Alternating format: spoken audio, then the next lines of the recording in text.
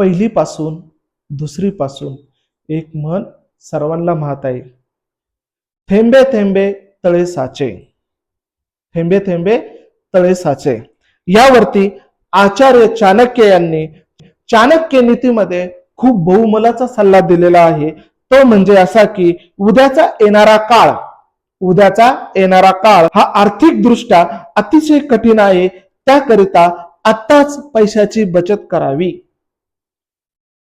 ऐकायला सोपं वाटतं, बचत करा, पण बचत कशी करायची, कधी करायची, केव्हा करायची, किती करायची, जीवनाचं लक्ष काय, आपण करतो काय, आपल्याला पैसा किती हवाय, पोरांचं शिक्षण, नोकरीचा पैसा, व्यावसायिक पैसा, या साऱ्यांचं गणित बसवता बसवता नाकी नऊ येतं आणि शेवटी बचत न करता कर्जमुक्तीकडे जातो.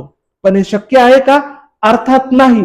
बचत केल्याशिवाय कुठलीही घटना, कुठलीही गोष्ट ज्याप्रमाणे कर्जमुक्ती होणं असं बचत करणं खूप गरजेचं आहे. बचत कशी करावी अगदी सोप्या भाषेमध्ये करण्याजोगे आणि काही उदाहरण कर्जमुक्ती गरुड झेप सहप्रवास पैशाचा या पुस्तकामध्ये आहे.